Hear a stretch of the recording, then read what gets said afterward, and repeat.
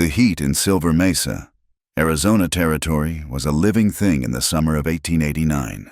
It pressed down from a bleached blue sky, shimmered up from the baked earth, and coated everything in a fine red dust that tasted of iron and time.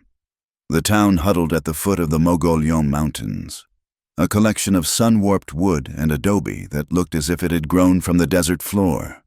For years it had been a place of quiet desperation, a silver camp that gave more promises than ore. But now the railroad had arrived, a black iron artery pumping new life and new trouble into its heart. June Hart felt the dust in the back of her throat as the supply wagon rattled down the final slope toward town. At 22, she carried herself with a stillness that was often mistaken for shyness. It was not. It was the quiet economy of a person who had learned early that life did not give second chances. Her hands, calloused from needle and thread, rested on a canvas sack in her lap. Beside her, her brother Tommy, who was 8, pointed a finger toward the distant plume of smoke from the new locomotive. His face was a map of smudges and excitement. Their life was contained in 2 small rooms behind Abuela Inez's cantina, a space that always smelled of fried onions and laundry soap. It was a life built from the wreckage of another. Lung fever had taken their mother, a quiet woman with a constant cough, and a tunnel collapse in the Black Spur mine had taken their father, leaving them with nothing but a name and a set of debts that seemed to grow in the dark like mold. June sewed shirts for miners and mended dresses for the few respectable women in town. On Tuesdays and Thursdays, she stood before a dozen dusty children in the church hall, teaching them letters and sums, her voice the calmest thing in their chaotic world. She was practical because she had to be, and she kept her pride like a clean handkerchief, folded carefully in a pocket, to be used only when absolutely necessary. Miles away, in the sparse shade of his ranch house, Rowan Cade watched his own child. Maggie, who was 5, sat in the dirt, arranging pebbles in a careful circle. She was talking to them, a soft, humming conversation he could not quite hear. At 31, Rowan moved with the disciplined precision of his past. He had been a cavalry scout, a man paid to read the land and the silence. Now he owned 3 Cedars Ranch, a wide expanse of thirsty grassland that was growing browner by the day. He was a widower, a word that felt like a stone in his mouth. His wife had been taken by a fever that came and went in a single night, leaving him with a daughter who looked for her mother among the stars and a heart that he kept fenced off like a poisoned well. He seldom went to Silver Mesa, finding the noise of the town a poor substitute for the language of the wind and the creak of saddle leather. The town itself was a different kind of territory, one with its own predators. Ephraim Pike owned the saloon, the hotel, and the ledger books, where most of the town's men had signed their futures away. He was a man of soft words and hard calculations, his smile as thin and sharp as a shard of glass. His partner in all but name was Sheriff Briggs, a man whose loyalty was as solid as the ground Pike paid for. Working against them, quietly and with great risk, was Nora Flynn. From the small office of the Silver Mesa Gazette, she collected stories and facts, setting them in type, hoping one day the truth would be heavy enough to tip the scales. And moving between the worlds of miners and merchants was Dr. Lynn, a man who treated the lung sickness of the poor and the greed sickness of the powerful with the same weary patience, knowing one was far more contagious than the other.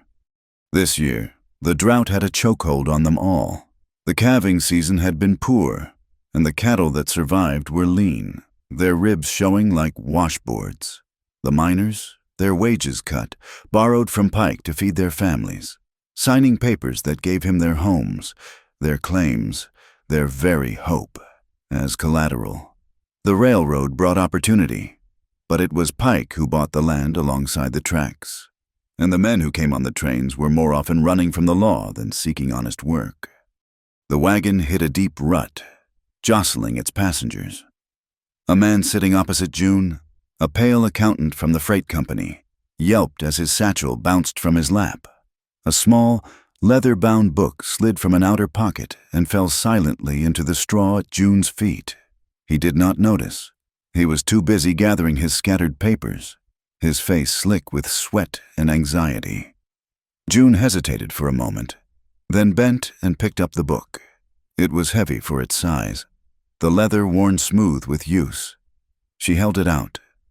The accountant was already turning away, muttering to the driver about the road. June called to him, but her voice was lost in the rattle of the wheels. The wagon pulled into the dusty main street, and the man scrambled down, scurrying toward the freight office without a backward glance. June stood with the book in her hand. On the cover, there were no markings. She opened it to the first page. It was filled with neat columns of names and numbers. She recognized some of them. Men from the mines, a few small ranchers. Beside the figures were notes interest at a rate that made her breath catch, and payments for services she did not understand. She saw Pike's name, and then, next to a line item labeled protection fees, a signature she recognized from town postings, Sheriff Briggs. Frowning, she tucked the book into her own canvas sack. It was just a misplaced ledger, she told herself. She would return it to the freight office tomorrow. The road out of the pass was narrow, with steep rock walls on one side and a long, unforgiving drop on the other. It was here that 3 riders appeared, their faces covered with dusty bandanas. They did not shout. They simply raised their rifles. The first shot was not aimed at them, but at the rock face just above the driver's head. Rock chips rained down. The driver hauled on the reins, the horses rearing in panic. A second shot splintered the wooden side of the wagon, inches from Tommy's head. June instinctively threw her body over her brother, her heart hammering against her ribs. They were not trying to kill them. They were trying to stop them. One of the riders pointed his rifle directly at her, or rather, at the canvas sack in her lap. Suddenly, a 4th rider emerged from a narrow ravine just ahead, a place so shadowed it had been invisible. He was tall in the saddle, on a dark horse that moved with an unnatural calm. For a terrifying second, June thought he was the leader of the ambushers. He did not draw his weapon immediately. He just sat there, a silhouette against the harsh light, his presence alone shifting the balance of the moment. The 3 attackers hesitated, their attention now divided. It was all the opening the man needed. He urged his horse forward, not in a charge, but in a steady, deliberate advance. "This is a mail wagon," he said, his voice low and even, yet it carried over the panicked breathing of the horses. "That is a federal offense." One of the masked men raised his rifle, but the stranger's hand moved in a blur. The pistol seemed to appear in his grip. He did not fire. He did not need to. His stillness was more menacing than any shot. The ambushers exchanged a look, a flicker of uncertainty.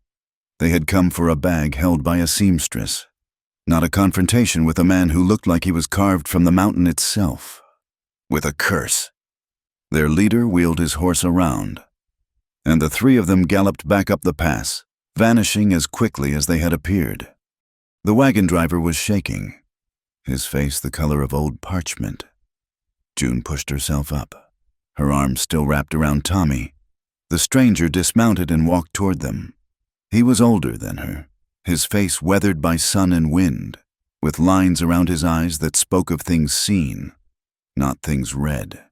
He picked up June's bonnet, which had fallen in the dust, and handed it to her. "Are you all right, ma'am?" he asked. It was Rowan Cade. She had seen him in town once or twice, a quiet man who bought supplies and spoke to no one. June's fear curdled into suspicion. He had appeared from a hidden ravine, a perfect spot for an ambush. He knew exactly where they would be. "How did you know to be here?" she asked, her voice sharp. Rowan Cade looked at her, his expression unreadable. "I ride this pass often. I know where trouble likes to wait." He glanced at the canvas sack she was clutching to her chest. "They seem mighty interested in your luggage." "I am fine," June said, pulling Tommy closer. "I do not need your help." The words were out before she could stop them, prickly and ungrateful. She hated feeling helpless, and she hated the idea that this stranger, this rancher, might be anything other than what he seemed. He did not take offense. He simply nodded, his gaze calm. "That is your choice," he said. He turned to the driver. "I will follow you into town, just in case." He walked back to his horse, the set of his shoulders straight and unyielding. As he swung into the saddle, he looked back at her one last time. "But if that bag is important to you," he said, his voice carrying on the dry air, "I would suggest you hold it tighter." That evening, the heat lingered in their small rooms. Abuela Inez had given them a plate of beans and tortillas. Her dark eyes full of worry, she did not speak aloud. Tommy was asleep, his face peaceful in the dim lamplight. But June could not settle. Rowan Cade's warning echoed in her mind. A knock at the door made her jump. It was not Abuela. It was Ephraim Pike, and behind him, filling the doorway, stood Sheriff Briggs. Pike smiled, removing his hat. "Miss Hart, a word, if I may." He stepped inside without waiting for an invitation, his presence sucking the air from the room. He looked around, his gaze taking in the patched quilt on the bed, the neat stack of mended shirts, the worn copy of a book on the small table. A difficult life for a woman alone. "What do you want, Mr. Pike?" June asked, her hands clasped tightly in front of her. "It is a simple matter of business," he said, his voice smooth as polished wood. He produced a piece of paper. "Your late father's accounts. There is a considerable debt outstanding, one that would take a respectable seamstress a lifetime of sleepless nights to repay." He let the words hang in the air. "However, I am a man of compassion. I have a proposition. The saloon requires a seamstress for the girls' costumes, a permanent position, with lodging." He paused, his smile widening. "And, of course, your duties would include ensuring our patrons feel welcome, polite conversation, a shared dance, nothing a lady of your refinement could not handle." The meaning was clear, wrapped in the thinnest veil of propriety. He was not offering her a job. He was offering her a cage. "No," June said. The word was quiet, but it was as solid as a stone wall. "Thank you for the offer, Mr. Pike, but I will not accept." Pike's smile did not falter, but a coldness entered his eyes. "A pity." Sheriff Briggs stepped forward and placed a sealed envelope on the table. He did not speak. He just looked at her, his expression one of bored menace, the look of a man who was just following orders he was happy to carry out. Then they were gone, leaving the scent of cigar smoke and the heavy silence of a threat delivered. Miles away, Rowan Cade moved through the deepening twilight of his ranch. He measured the water in the barrels, his face grim. There was not enough. He could hear the low, distressed calls of the cattle from the far pasture. He ran a hand over the dry, cracked earth. He needed rain, not just for the ranch, but for the tight, aching knot in his own soul. Maggie came and stood beside him, her small hand slipping into his. "Papa," she said, her voice small, "why do not you smile anymore?" Rowan looked down at his daughter, at her serious eyes that held the memory of her mother. He knelt, pulling her into a hug that felt both fierce and fragile. He looked up at the sky, a vast, empty canvas of fading purple and the first pinpricks of stars. "I will smile," he said softly, his voice rough with a thirst that had nothing to do with water. "When the rains come." Back in her room, the sealed envelope from Briggs lay untouched on the table. June's mind was racing. The ambush, Pike's visit, it all felt connected, a net tightening around her. She looked at the canvas sack, where the leather ledger was still tucked away, her hands trembling slightly. She pulled it out. She had to know. She sat at the table, the lamplight casting a warm yellow circle on the page. She turned past the columns of names and debts until she came to a section near the back. The entries were different here, larger sums of money, names of businesses, not men. And then she saw it. A payment made to the sheriff's office. Next to the entry, in the same neat script as the rest of the book, were 2 words, protection fee. And beside them, confident and damning, was the looping signature of Sheriff Martin Briggs. A cold dread washed over her, colder than any winter night. They had not been trying to rob a seamstress on the mountain pass. They had been trying to get this book back. She finally understood why they wanted her bag so badly. And in the same terrifying moment, she understood something else. In Silver Mesa, there was no one she could call for help. The law was not broken here. It was owned. The small leather book felt heavier than a brick.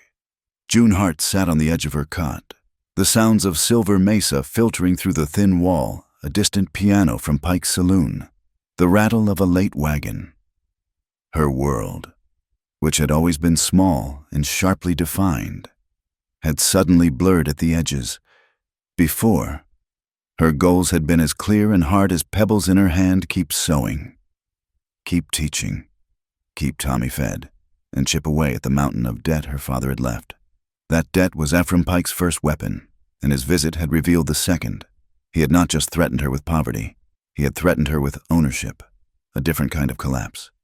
Now, this book added a third, deadlier element. It was not just her own dignity at stake, or the roof over their heads.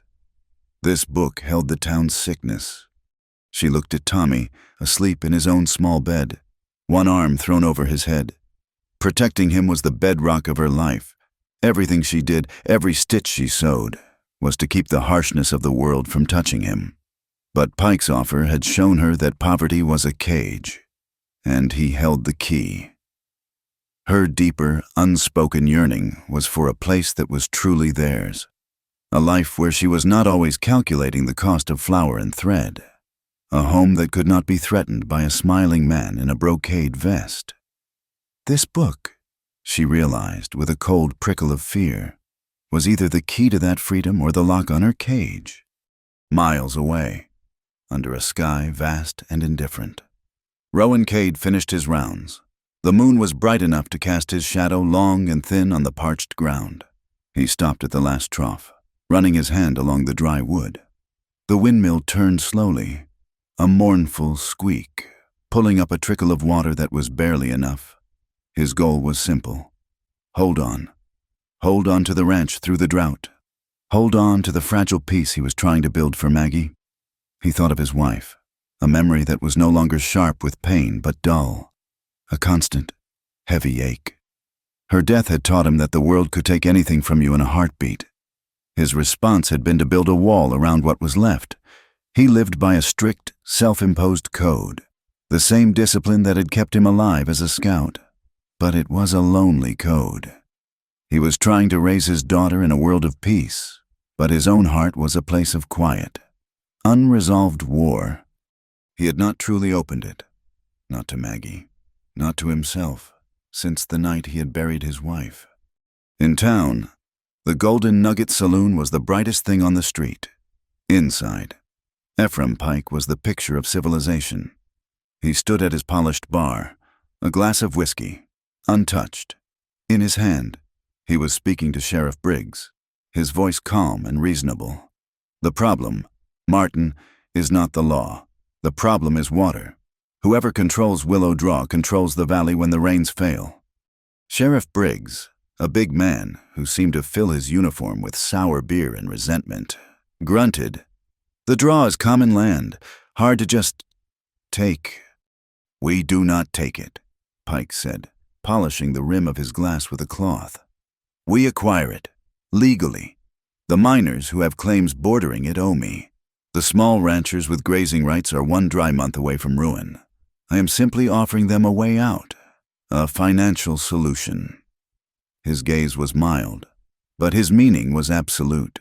He wanted Willow Draw, the only reliable water source in the foothills, and he would use his ledgers to get it. Briggs nodded, understanding. His own debts to Pike were deep, forged in card games and bad investments.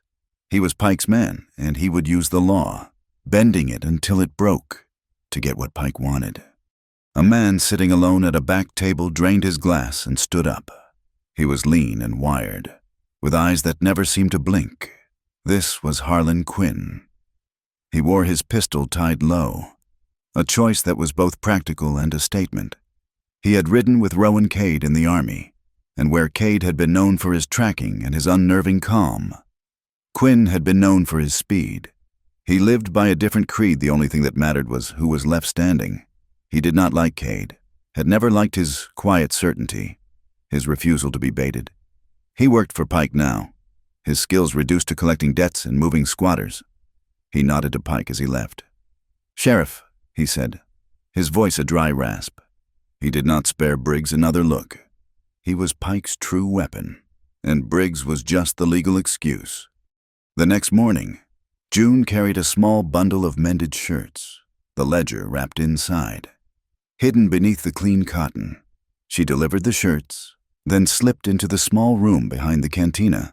Abuela Inez was kneading dough, her hands strong and floured. "You are carrying something that does not belong to you, mija," Abuela said, not looking up. "It is heavier than cloth." June froze. "I do not—" "It is in your shoulders," Abuela said, punching the dough. "Some things, you carry them to the law. Some things, you carry them to the fire. But this thing, I think you must carry it to someone who is not afraid of being burned. Be careful you are not the one who turns to ash." The words followed her to the office of the Silver Mesa Gazette. The sign was faded, the window dusty. Inside, Nora Flynn was bent over a tray of type, her fingers stained with ink. She was a woman in her late 30s, with sharp eyes that missed nothing. June unwrapped the book and laid it on the desk. "I found this." Nora cleaned her hands on a rag and opened it. She read for a full minute, her expression hardening. "Good Lord," she whispered. "This is not just a ledger, Miss Hart. This is a map of Pike's entire operation. The extortion, the bribery. He has Briggs in his pocket." She looked up at June, her eyes full of a new, sharp worry. "You were seen with this?" I think so. On the pass, they tried to stop the wagon." "Harlan Quinn, likely," Nora said, her voice grim. "You are in terrible danger. We need this. This is the proof I have been digging for, the conscience of this town. But we cannot just print it. Pike would burn this place to the ground, and us with it." She pointed out the window. Across the street, Deputy Amos was tacking up a notice. He was young, barely out of his teens, with a face that had not yet learned how to hide his own decent nature. He looked miserable doing Briggs's work. "He is the only one in that office with a soul left," Nora said. "But he is one man." Dr. Lynn entered then, carrying a small bag. He nodded to Nora and then to June. "Miss Hart, your brother's cough. It is better." "Yes, thank you, Doctor," June said. Dr. Lynn looked at the book on the desk, then at Nora's face, then at June's. He was a man of quiet, unshakable ethics. "When the truth is a sickness," he said softly, "exposing it to the air is the only cure, but sometimes the cure can be as harsh as the disease." June left the Gazette office with the book back in her sack. Nora had advised her to hide it, to wait. They needed a plan. As she stepped onto the boardwalk, she nearly collided with Rowan Cade. He was loading sacks of feed into a wagon, Maggie sitting quietly on the wagon seat. Their eyes met. June's first instinct was suspicion. He had been there, on the pass. He knew the land. Was he part of it? Abuela's words came back to her. Someone who is not afraid of being burned. This man looked like he had already walked through fire and come out the other side, scorched but whole. "Mr. Cade," she said, her voice stiff. "Ma'am," he replied, nodding. He did not smile. He simply looked at her, his gaze steady. He was from a different world, a world of land and cattle and silence. She was from a world of needles and ledgers and the close, suffocating streets of the town. Yet, for a moment, they were just two people standing in the dust. He looked at Tommy, who had run up to June and was hiding behind her skirts. Rowan's gaze softened, just a fraction, as he glanced at Maggie, who was watching them with wide, solemn eyes. They shared this fierce, quiet instinct to protect the small lives in their care. It was a bond, though neither of them would have named it. He finished loading his wagon and climbed up. He looked down at her one last time. "That was a bad spot on the pass," he said. "Be careful on the roads." Then he was gone, the wagon rattling away, leaving June standing in a cloud of fine red dust, clutching the book that could save or destroy them all. That night, June slid the ledger beneath the loose floorboard under her bed. It was the only secret place she had. This book was the key. It was the proof Nora needed, the weapon to break Pike's hold, the only chance to stop him from choking the life out of the valley by seizing Willow Draw.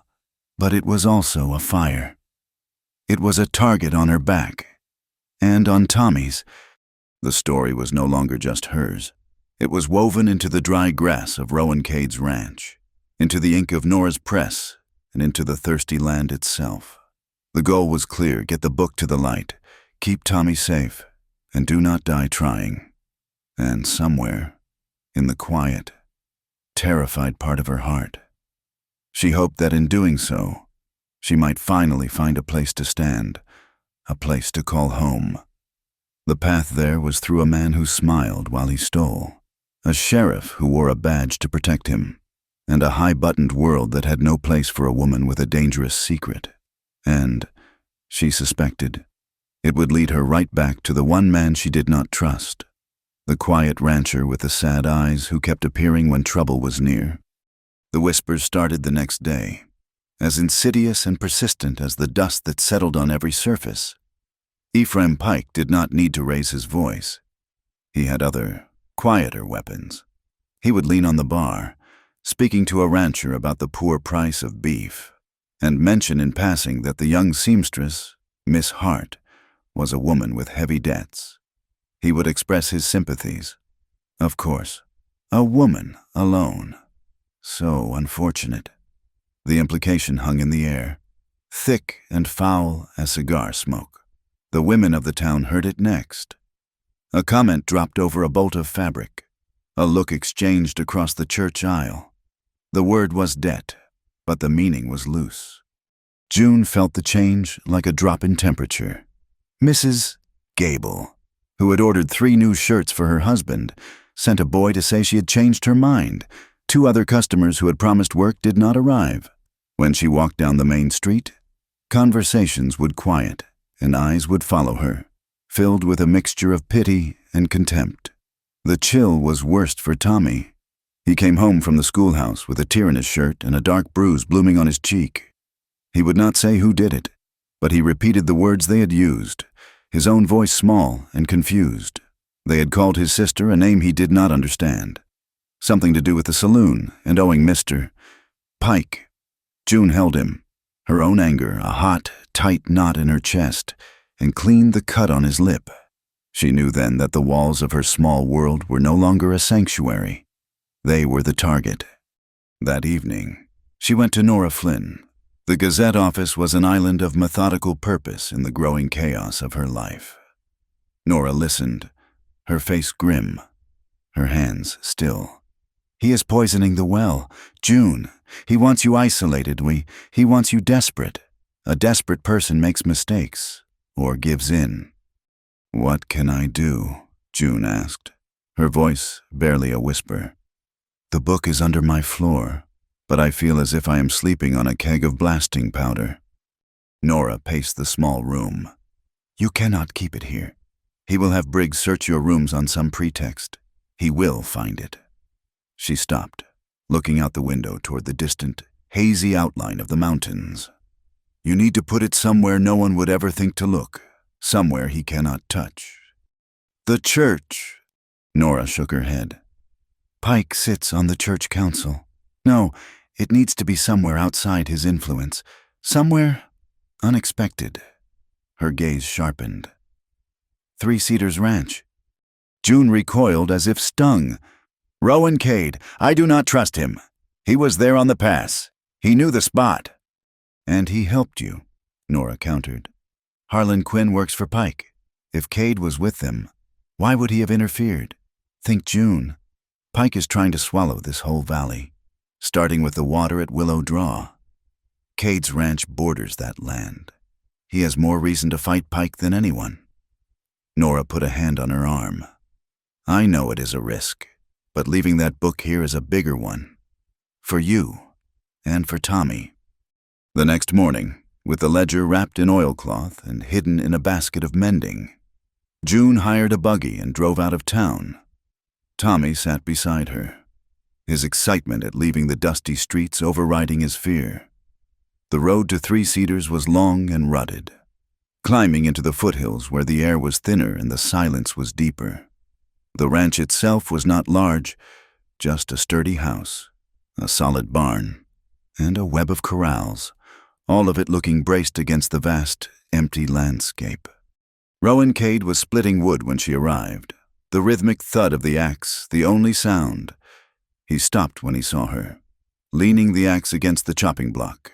He was not surprised, but his eyes were wary. June did not waste time with pleasantries. She walked straight up to him, her chin high. Mr. Cade, I have something that needs hiding, something Mr. Pike wants very badly. She held his gaze, refusing to be the first to look away. I will be plain. I do not trust you, but I trust your barn more than I trust Sheriff Briggs's jail. He looked at her for a long moment, his face unreadable. He glanced at Tommy, who was peering at a litter of puppies near the porch steps, and then back at her. A flicker of something, not quite a smile, touched the corner of his mouth. My barn, he said, his voice a dry drawl, is cleaner than his jail. He wiped his hands on his trousers. The milk house, behind the barn, stone walls, cool ground. No one goes in there but me. It was a truce, not an alliance, a transaction. June felt a small measure of relief, followed immediately by the familiar prickle of pride. She was in his debt now, another one. Over the next few days, a strange, unspoken routine developed. June could not bear to be idle, and there was always work to be done. She found Rowan's leather sewing kit and began mending a set of worn reins. Her small, even stitches a stark contrast to the clumsy repairs he had made. He watched her for a moment, then simply nodded and left the rest of the mending for her. When Maggie tore the sleeve of her favorite dress, June repaired it so perfectly the little girl could not find the seam. In return, Rowan seemed to feel a responsibility for Tommy. He saw the boy watching him with wide, curious eyes and, one afternoon, took him down to the creek bed. He set up a tin can on a rock and showed Tommy how to hold a small rifle, the one he used for hunting rabbits. Breathe out slow, Rowan said, his voice patient. Squeeze, do not pull. June watched from the porch. Her heart caught in her throat.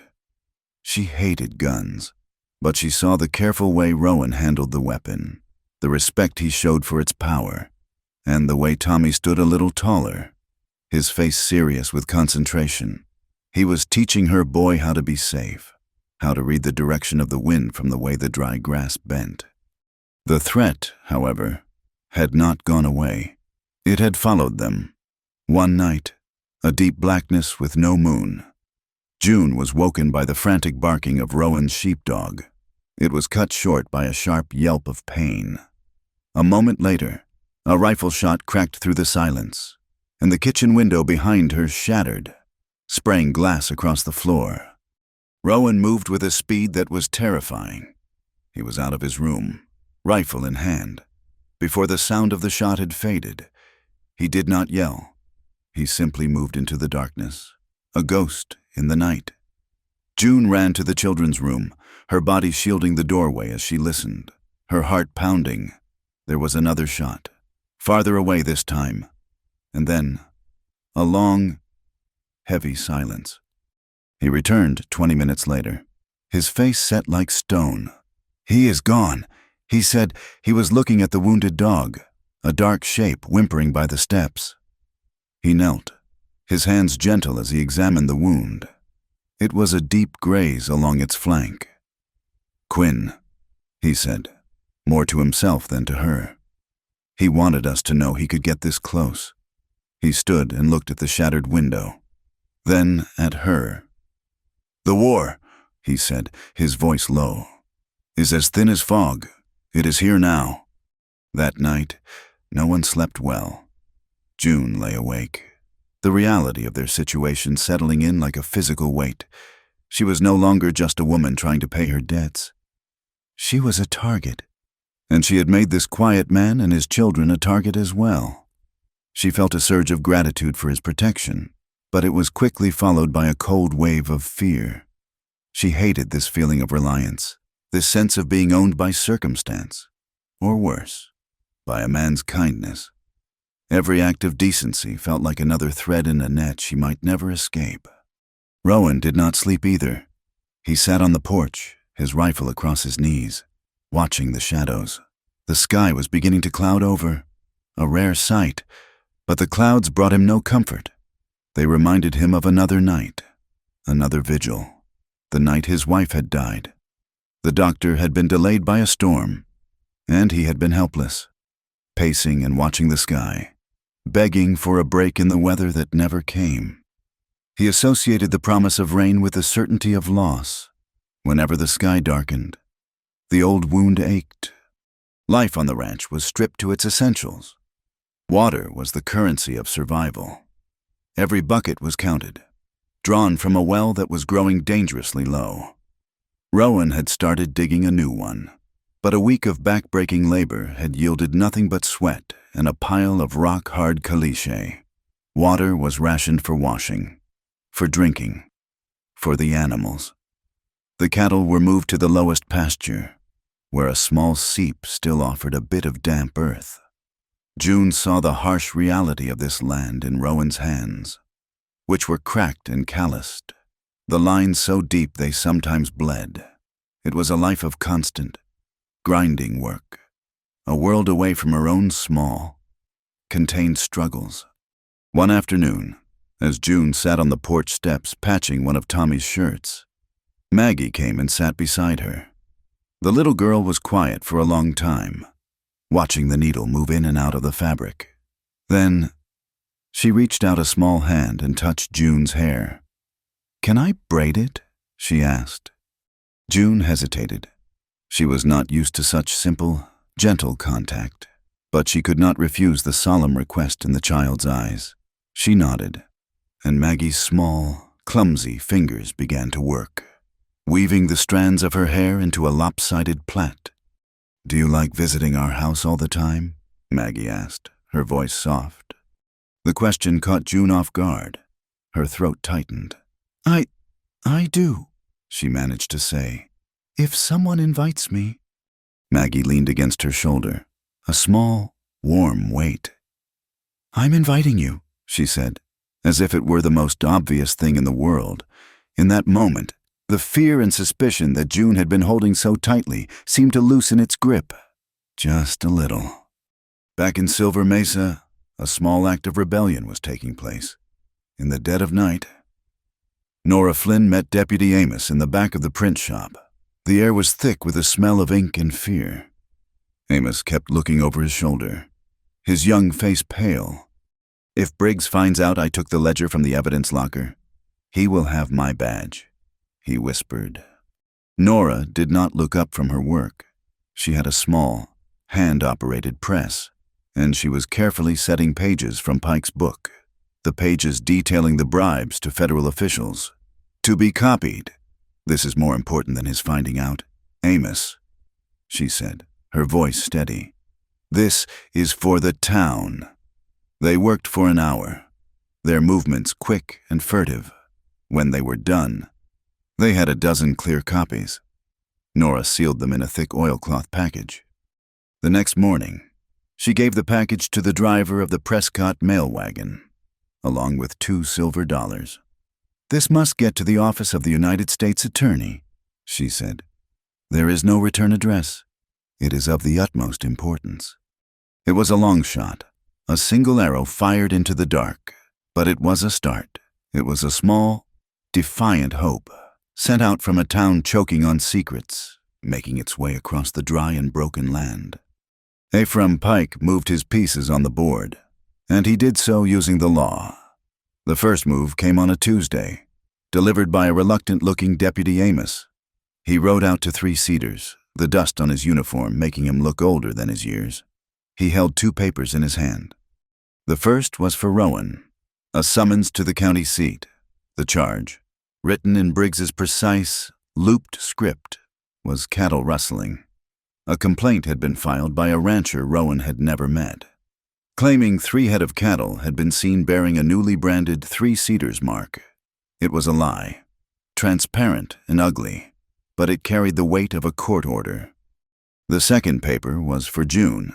It was not a summons, it was a seizure notice. Sheriff Briggs had, on behalf of Mr. Pike, inventoried her assets, the sewing machine, the bolts of cloth, the few pieces of her mother's furniture left in the rooms at Abuela Inez's. The notice gave her 10 days to settle the full amount of her father's debt. If she failed, her property would be sold at public auction. Amos would not meet Rowan's eyes. He told June he was sorry, ma'am, but it was official. He mounted his horse and rode away, leaving them standing in the hard sunlight, the 2 pieces of paper crackling in the dry wind. The silence that followed was heavy and brittle. Rowan folded his summons and tucked it into his shirt pocket, his face a mask of controlled anger. He looked at June, at the way she was staring at the paper, her knuckles white. He told her, his voice quiet, that it was no longer safe for her and Tommy to be anywhere but the ranch. Pike was done with whispers.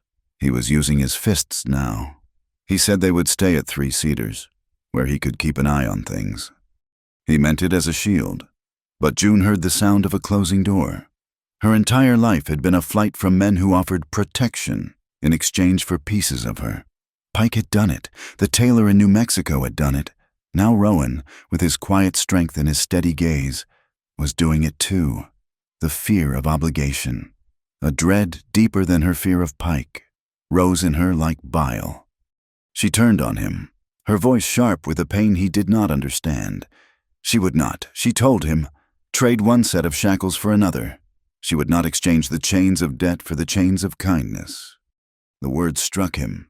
He visibly recoiled, a deep hurt surfacing in his eyes before he masked it. He had offered her sanctuary, the only thing he had to give. She had thrown it back in his face as if it were an insult. His own voice went flat and cold. He said no one was jailing her here. He turned his back on her, picked up his axe, and walked to the woodpile. The silence between them now a canyon. The argument was left unfinished, replaced by a new, more immediate enemy, the sky, which had been a clear, relentless blue for months, began to change. It started in the west, a pale yellow haze that thickened into a sickly brown. The wind did not rise gradually. It arrived like a solid blow, a wall of grit and fury that slammed into the ranch. It was a duster, a red blizzard of sand. Rowan was shouting for June to get the children inside, to bar the door. He ran for the barn, fighting the wind to get the horses and the milk cow under cover. June dragged Tommy and Maggie into the small house, slamming the door against the howling darkness. Within minutes, the world outside was gone, replaced by a roaring, suffocating brown. Dust poured through every crack in the walls, under the door, through the window frames. It was a fine, choking powder that coated their tongues and stung their eyes. The house groaned as if it were at sea. Maggie was crying, her face buried in June's skirt. Tommy, however, was terrified for the new litter of puppies he'd been playing with in the barn. In a moment of panic, convinced they would be buried alive, he slipped out the back door while June was trying to wedge a rag into a rattling window frame. When June turned and saw the door open, the brown fog swirling into the kitchen, her heart stopped. She screamed his name. The wind tore the word from her mouth and flung it away. She ran outside, her hands outstretched. and was instantly blinded. She could not see the porch rail, let alone the barn. Rowan found her clinging to the side of the house, her voice raw. He did not waste time on questions. He grabbed a coil of rope from the porch, tied one end around his waist, and pressed the other into her hands. He shouted over the din, telling her to anchor herself, to not let go, to brace against the wall. Then he walked into the storm, a ghost tethered by a single line. He could not see. He moved by memory, one booted foot in front of the other, his arms outstretched. The wind was a physical force, trying to knock him from his feet. Grit scoured his face until it felt raw. He kept shouting Tommy's name, a word that felt useless against the roar.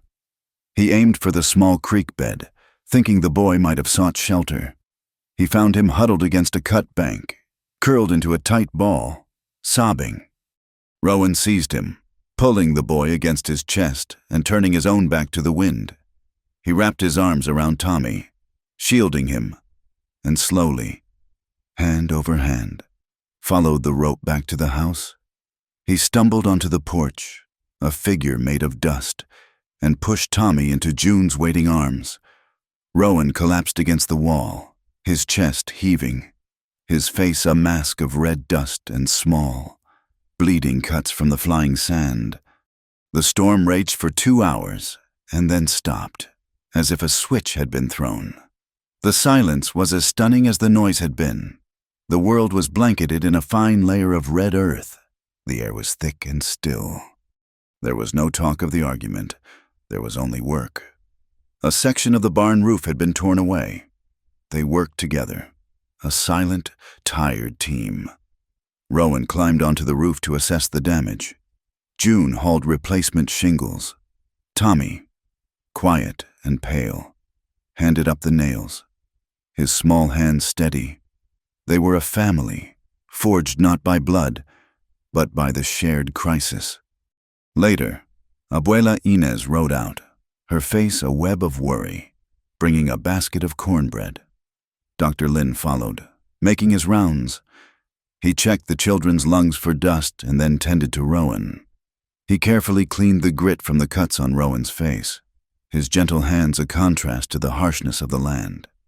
While the doctor was there, June saw Rowan take the first bucket of water pulled from the well. The well had suffered, and the water was muddy. But it was water he did not drink. He did not offer it to the doctor or to her. He walked to his horse, who had stood trembling in the barn through the entire storm, and poured the water into a pail, holding it steady while the animal drank deeply. June watched the simple act. It was the gesture of a man who understood responsibility, who cared for those who could not care for themselves. It was a quiet testament that chipped away at the wall of her suspicion. That night, the fragile peace was broken again. June was restless, checking on the sleeping children. A sharp, unfamiliar smell drifted through the open window, carried on the clean, post-storm air. It was not wood smoke. It was resin, pine pitch. She looked outside. A faint, flickering orange light was coming from the side of the milk house. The milk house, where the ledger was hidden beneath a loose stone. Her heart hammered against her ribs. She grabbed a heavy horse blanket from the porch and ran. A torch, thick with burning pitch, had been wedged against the wooden door. The frame was smoking, the paint blistering. Small flames were just beginning to lick at the seasoned wood. She threw the blanket over the torch, smothering the flames, beating at the embers with her bare hands, choking on the acrid smoke. Rowan was beside her in an instant, a bucket of precious water in his hand, dousing the smoking wood. They stood in the dark, the smell of burnt pitch and wet ash hanging in the air. "He knew where to look," June whispered, her voice shaking. Rowan did not answer. He knelt, examining the ground by the light of a lantern. The storm had left a perfect, soft layer of dust. In it, clear as a map, were boot prints. They were not his, and they were not hers. He followed them for 20 yards. They headed away from the ranch, not toward the main road, but southeast, toward the dry bed of Willow Draw. Harlan Quinn. It was a message. We know what you have. We know where you are. The next day, June had to ride into town for flour and lamp oil. She felt exposed, her nerves raw. She tried to be quick, but Sheriff Briggs saw her leaving the mercantile. He stepped in front of her, blocking her path. He tipped his hat, a gesture of politeness that felt like a threat. He told her he was sorry to hear about her troubles. He said it was a hard land for a woman alone. Then he leaned in, his voice confidential. He said he hoped she knew what she was doing, staying out at Cade's place. He said Ephraim Pike was a hard man, but he was not the only man in the valley who wanted to control the water. He told her Rowan Cade had been fighting for the rights to Willow Draw for 3 years, long before she arrived. He asked her if she ever wondered why Cade just happened to be on that pass, just in time to save her. He suggested Cade was no hero. He was just a man using her, using that little book she was hiding to get rid of his competition. He patted her arm. He told her to be careful who she trusted. The words were poison ivy, and they found a rash of old wounds to cling to. Her deepest fear of being a pawn, of her gratitude being used as a weapon, of being indebted and trapped rose up. She felt the ground shift beneath her feet. She rode back to Three Cedars in a cold fury. She found Rowan deepening the trench for the new well, his shirt soaked with sweat, his hands raw and bleeding from the pickaxe. She did not wait. She stood at the edge of the pit and asked him, her voice trembling, if it was true. She asked him if he wanted Willow Draw. Rowan stopped. He slowly rested the pickaxe against the dirt wall and looked up at her. The sun was in his eyes. He shielded them, his gaze steady. He said, yes. June's heart plummeted. Briggs was right. She had been a fool. But Rowan kept talking. He said he wanted it, but not to own it. He said no man should own the water. He said water, like the sky and the rain, should belong to everyone. He told her he had been fighting Pike's claims because Pike wanted to fence it, to sell it by the bucket, to choke the valley dry for his own profit. Rowan said he wanted the draw to be held in trust, for the town, for the small ranchers, for anyone who needed it to survive. He said if he ever got his hands on it, the first thing he would do is sign it over to the community. It was a philosophy so strange, so completely opposite to the grasping, desperate world she knew, that it stopped her cold. It was not a lie. He was not a man for fancy speeches. He was a man who gave water to his horse first. He had spoken the plain, unvarnished truth. The tension drained out of her, leaving her weak with relief and with shame. That night, the air was cool and clear. The children were asleep. June and Rowan sat by a small campfire, the only light in the vast, dark expanse. They shared a piece of salted beef. The silence between them no longer a wall, but a shared space. Rowan began to talk, his voice low, telling her about his time as a cavalry scout. He spoke of the cold, the emptiness of the high plains, and the heavy burden of reading the land, knowing that a misread sign could cost men their lives. He did not speak of his wife, but June heard the loss beneath the words, the echo of a man who had been unable to save the one person who mattered most. Then June found herself speaking. She told him about her father, not as a hero, but as a man broken by the mines, who left nothing but debts. She told him about the tailor in New Mexico, about his damp hands and his kind offers. She told him about packing a bag in the middle of the night, shaking Tommy awake, and using her last dollars to buy passage on a wagon bound for Arizona, a place she had only seen on a map. They sat there for a long time, two people defined by the things they had lost and the burdens they carried, the small fire pushing back the enormous darkness, the silence between them finally comfortable. The telegram from Prescott arrived like a single drop of rain in a desert. Nora Flynn held the flimsy paper in her hand, her face a mixture of triumph and trepidation. The United States Attorney had received the copied pages. An official inquiry had been opened. But the message was clear. Copies were not enough. To secure indictments against men like Pike and Briggs, they needed the original ledger, and they needed sworn testimony to back it up. Hope was a dangerous thing, but it was all they had. They huddled in the back of Nora's print shop that night, the four of them a small, unlikely conspiracy. The plan was desperate. Deputy Amos knew Briggs' patrol schedule. There was a window, just after midnight on the night of the full moon, when the southern road to Prescott would be quiet. Rowan would drive a light buckboard, keeping to the shadows of the mesas. Nora and June would ride with him, the original ledger hidden in a false bottom of a crate of printing supplies. Amos would ride ahead, a silent scout to watch for trouble. 2 nights later, they set out. The moon was a silver dollar in a black sky, casting long, skeletal shadows across the land. The air was unnervingly still. The only sounds the creak of the wagon wheels and the soft thud of the horses' hooves. June clutched a heavy shawl around her shoulders. Though the night was not cold, the ledger was beneath her feet, a silent weight that felt heavier than the world beside her.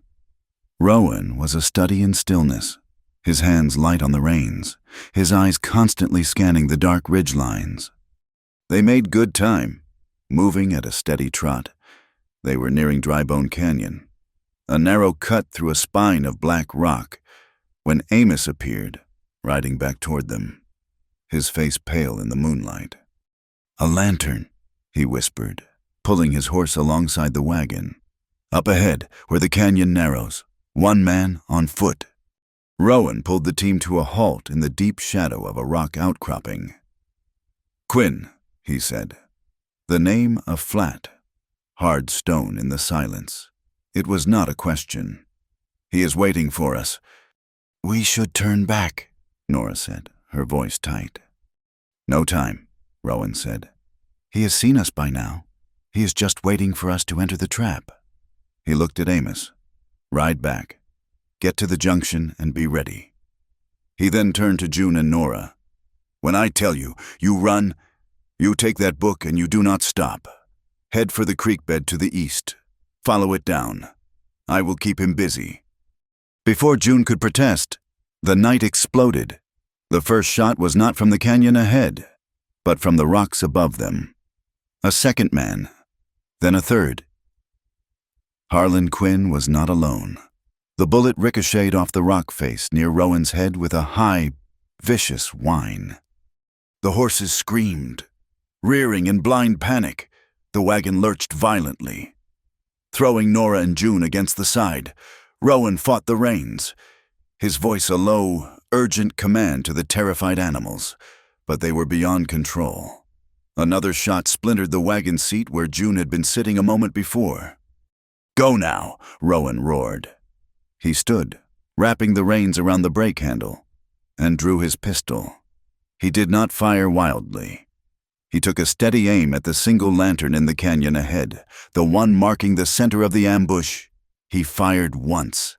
The lantern exploded in a shower of glass and sparks, plunging the narrowest part of the pass into absolute darkness. In that instant of confusion, the wagon, pulled by the panicked horses, careened toward the canyon's edge, a sheer drop of 100 feet. June saw the front wheel splinter against a rock, the wagon tilting at a sickening angle. Without thinking, she lunged for the tangled reins. The rough leather tore at her hands, burning her palms. But she held on, pulling with all her weight, screaming at the horses, her voice raw. For a heart-stopping second, the wagon teetered on the precipice. Then, with a groan of stressed wood, it settled back onto the road, just as Nora managed to grab the brake. A figure on horseback rode into the moonlight. It was not another of Quinn's men. It was Sheriff Briggs. "Hold your fire," he bellowed, his voice carrying an authority that made the shooting stop. "It is the sheriff." A wave of dizzying relief washed over June. He was here. He was the law. But the relief died as soon as it was born. Briggs did not ride toward them. He rode toward Harlan Quinn, who had stepped out from behind a boulder. The two men stood side by side, their faces illuminated by the cold moonlight. The betrayal was complete, laid bare for them all to see. The law in Silver Mesa was not just owned, it was an active partner in the crime. "Now!" Rowan shouted again. He fired 2 quick shots into the rocks above Quinn's head, drawing their attention. "June! Nora! Run!" Nora grabbed the crate with the ledger. June scrambled from the wagon, her hands raw and bleeding. They plunged into the scrub brush, running blindly toward the sound of the creek. Behind them, the shooting erupted again, a chaotic exchange of fire. They could hear Amos shouting, and Rowan's pistol answering. They stumbled down a steep embankment and into the shallow, icy water of the creek. They ran, splashing through the darkness, their lungs burning, the cold water soaking them to the bone. The sounds of the fight grew fainter behind them, replaced by the pounding of their own hearts. It was hours later, near dawn, when a lone rider found them. It was Rowan. His face was grim, his sleeve torn, but he was alive. He said Amos had taken a bullet in the arm. Nothing serious, but they had to fall back. Quinn and the others had the pass blocked. They had escaped, but they were trapped on the wrong side of the mountains. The telegram was waiting when they finally made it back to the ranch, taking a long, dangerous route through the high country. Nora had sent a coded message to a contact in Prescott, and the reply had come that morning. The U.S. attorney was on his way. He had seen enough in the copies to warrant a personal investigation. He needed the original book. He needed witnesses. He would be in Silver Mesa in 2 days. The small victory felt hollow. They had the law coming, but Pike knew it now. He would not wait. His retaliation was swift, and it was cruel. He did not send Quinn. He did not send Briggs. He sent a woman from the saloon. She came to the ranch the next afternoon, when Rowan was out mending a fence line. She found Tommy playing near the creek. She told him his sister had sent for him, that there was a surprise for him in town. Tommy, who trusted everyone, took her hand and went with her. When June realized he was gone, a primal fear, cold and absolute, seized her. She was about to saddle a horse when Abuela Inez arrived in a buggy, her face a mask of stone. She told June that Tommy was at the saloon. He was safe, she said, but Pike wanted to see June, alone. June rode into town, her fear a cold, hard knot in her stomach. She found Tommy in Pike's office, sitting in a large leather chair, eating a piece of candy. He was pale, but he was not crying. Pike was sitting behind his desk, smiling. "A misunderstanding, Miss Hart," Pike said smoothly. The boy wandered off. "We were just keeping him safe. I thought it was an opportunity to teach him some manners, a lesson a father might have taught him." The threat was unspoken, but it was as clear as the glass of whiskey on his desk. He had shown her that he could reach her son. He had shown her that he could take him whenever he wanted. He had not laid a hand on the boy, but he had violated their safety in the most profound way possible. He let Tommy go. As the boy ran into June's arms, Pike placed a small, folded piece of paper on the desk. "A thought for you to consider," he said. June did not open it until they were back in their rooms at Abuela's. Her hands were shaking. The note contained only 6 words: "Trade the book for your brother's peace." That night, Rowan found her sitting on the porch of the ranch house, staring out into the darkness. The book was on the table beside her. He did not ask what had happened. He already knew. The whole town was whispering about it. "He wins," June said, her voice devoid of emotion. "He can have the book. I do not care about the town. I do not care about the water. I just want Tommy to be safe." Rowan stood there for a long time, watching her. He looked at the book, the source of all their trouble. He looked at her, at the raw, bleeding scrapes on her palms from the leather reins, at the fierce, protective love for her brother that was now being used as a weapon against her. He saw her resolve, not broken, but bent under an impossible weight. "No," he said, his voice quiet but firm. He walked over and sat down in the chair beside her. He did not touch her. He just sat there, a solid presence in the dark. "He does not win. We do not let him." June looked at him, her eyes filling with tears she refused to let fall. "How he has my brother." Rowan leaned forward, his elbows on his knees, his face etched with a resolve that matched her own. "He does not have him now, and he will not get him again." He looked at her, and for the first time, she saw past the scout, past the grieving widower, and saw the man who had made a choice. He was no longer just helping. He was in the fight with her. "You are not fighting this alone anymore," he said. It was not a grand declaration. It was a simple, solid promise, a foundation stone laid in the middle of a storm. As he spoke, a flicker of lightning illuminated the distant mountains. A moment later, a low rumble of thunder echoed across the valley and on the dry wind. For the first time in months came the faint, clean, unmistakable scent of rain on thirsty earth. The rain came just after midnight, not as a promise, but as a judgment. It was not the gentle, soaking rain the valley had prayed for. It was a violent deluge, the sky tearing open after a year of holding its breath. Rowan's promise, "You are not fighting this alone anymore," was still echoing in June's ears. It was the kindest, strongest thing anyone had ever said to her, and it was exactly why she had to leave. She sat on her cot, listening to the thunder crack and roll, feeling the house shudder. She had been a target before, an inconvenience to Pike. Now, Rowan had made himself and his children a shield. If she stayed, she was not just fighting beside him. She was using his daughter as a barricade. Pike's threat against Tommy had been a message: "I can touch what you love." June would not let him discover that Rowan loved Maggie and this ranch in the same way. Her decision was cold and clear. She moved silently. Her hands, which were used to the precise, quiet work of a needle, now packing with a desperate efficiency. She pulled the oilcloth-wrapped ledger from its hiding place. This was her burden, her fight. She scribbled a note, her pencil strokes hurried and rough. "I am sorry. This is my fight."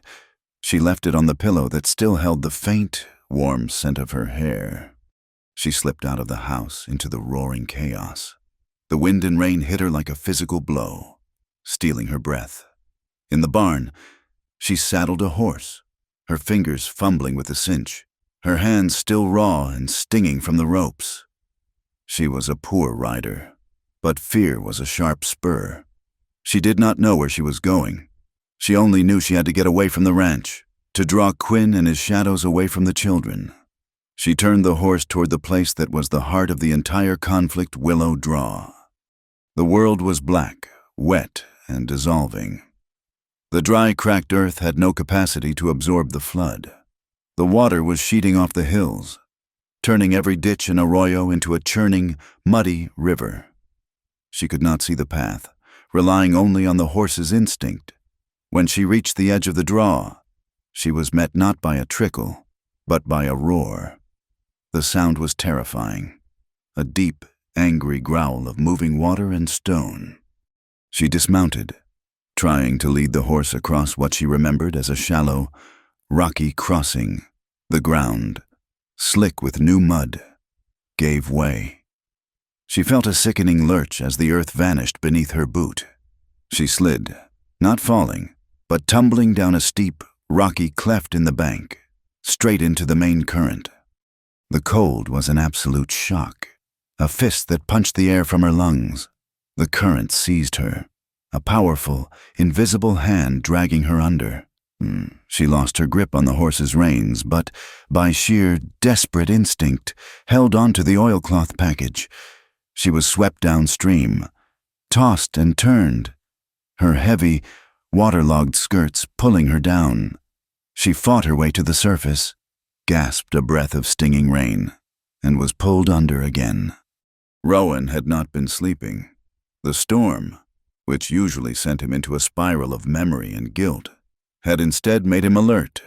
He felt the tension in the air, a wrongness that went beyond the weather. When he checked June's room and found it empty, the note on the pillow, a cold, sharp dread, unlike anything he had ever known, seized him. This was not the dull ache of old grief. This was the hot, immediate terror of a new loss. He did not hesitate. He did not stop for a coat. He grabbed a lariat from the peg by the door and ran to the barn. His long strides eating up the muddy ground. He knew she was trying to be a target. He knew she would be foolish and brave, and that she would go to the one place that was drawing all of them in.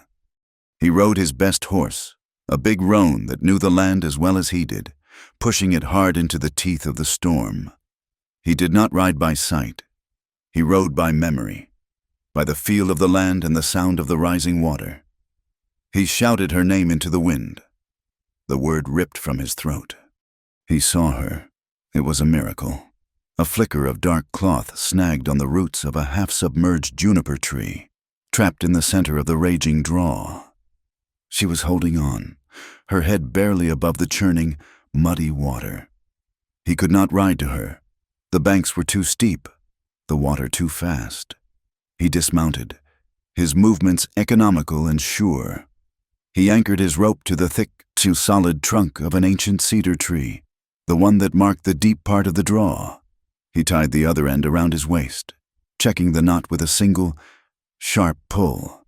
And then, without a second thought, he jumped into the black water. The current was a freezing, battering force, but he was strong. His legs braced against the rocks he could not see. He fought his way toward her, the rope his only tether. He reached her just as her grip began to fail, her hands too cold to hold on any longer. "June!" he shouted, his voice a raw command. He grabbed her, his arm locking around her waist like a steel band. He held her and the rope, letting the current swing them violently back toward the bank. His hip smashed against a submerged boulder. A blinding flare of pain he ignored. He hauled them both onto the muddy bank, dragging her from the water's pull, and collapsed beneath the sheltering, wide branches of the cedar. They lay there, coughing, choking up water, their chests heaving. The rain hammered down, but the thick canopy of the tree turned the deluge into a steady, heavy drip.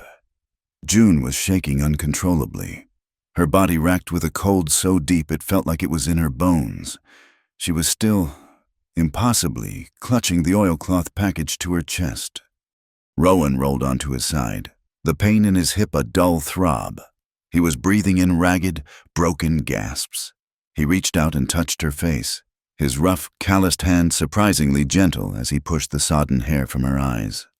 June looked at him, at his face streaked with mud, his shirt torn. This man, who she had distrusted for so long, had just walked into a flash flood for her. All her pride, all her fear of being a burden.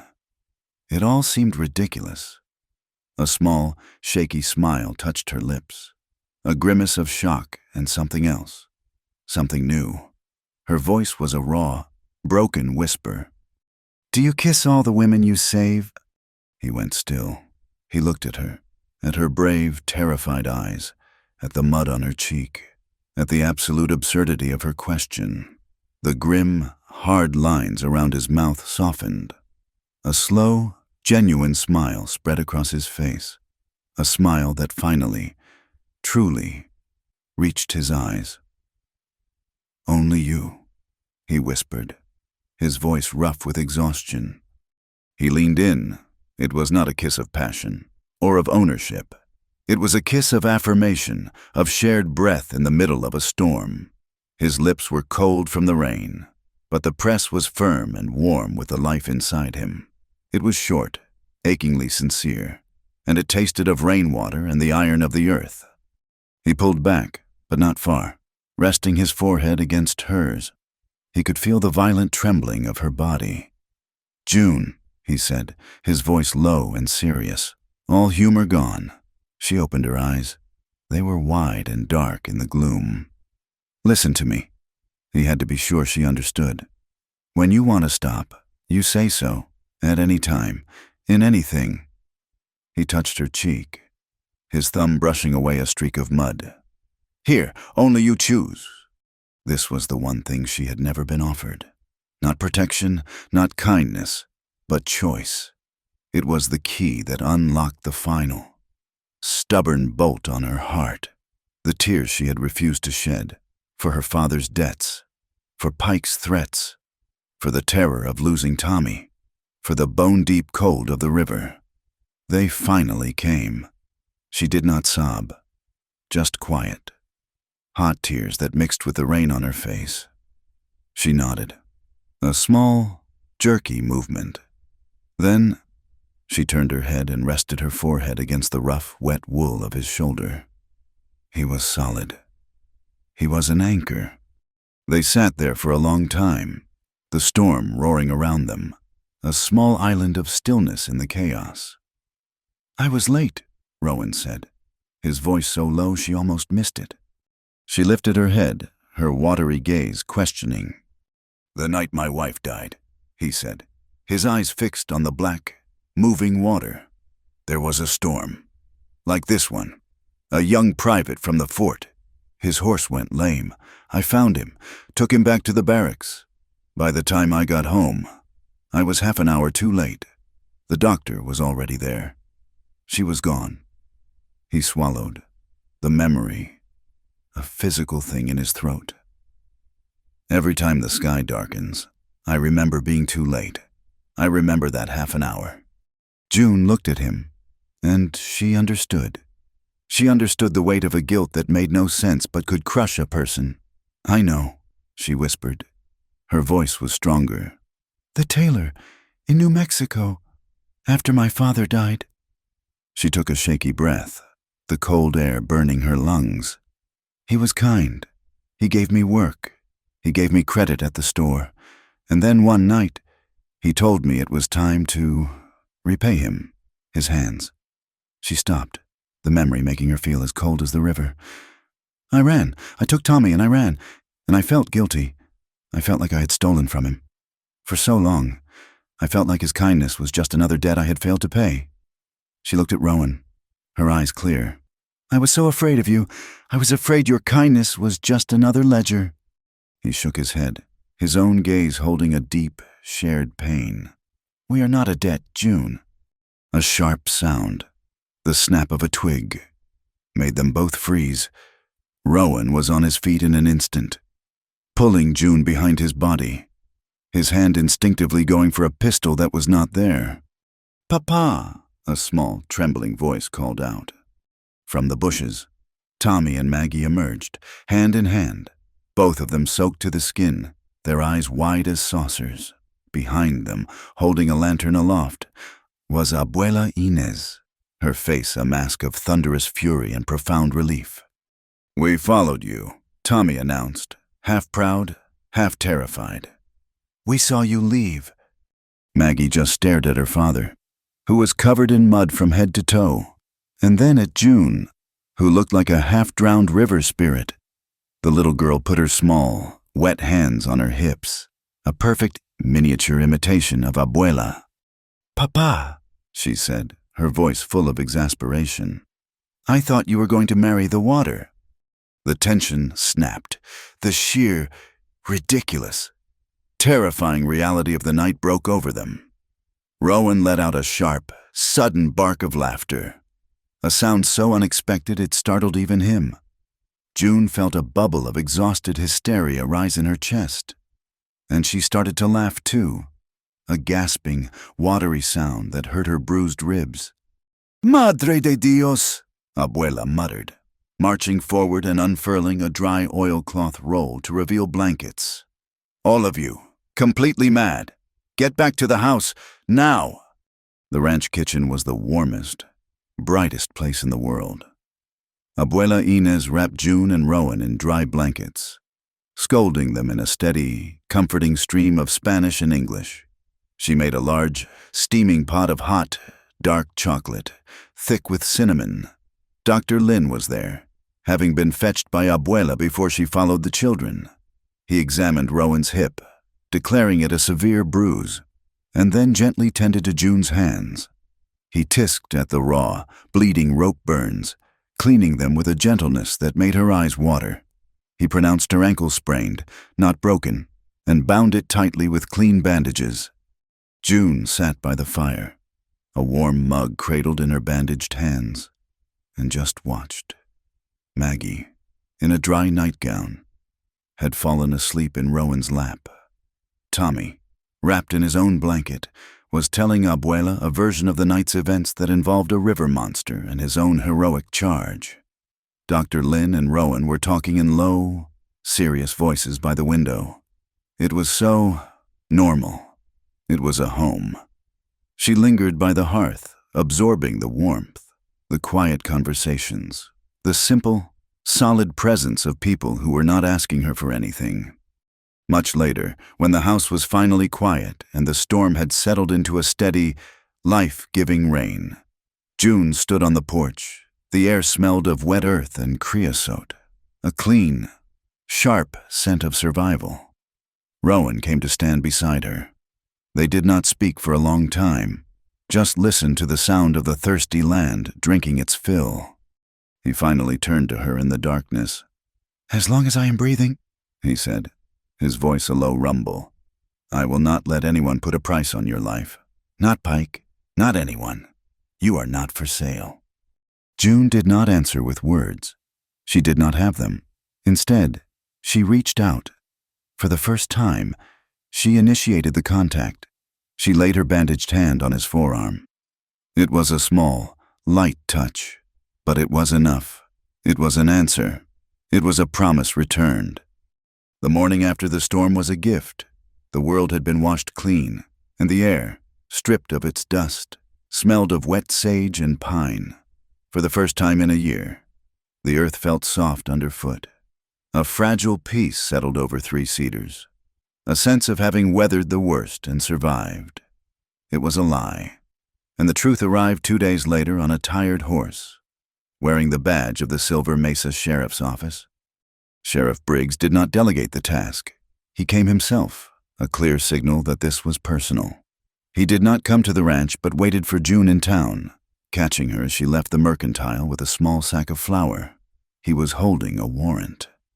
Ephraim Pike had filed a formal complaint with the county, accusing one June Hart of the theft of private business documents, a leather ledger to be precise, from an employee of the freight company.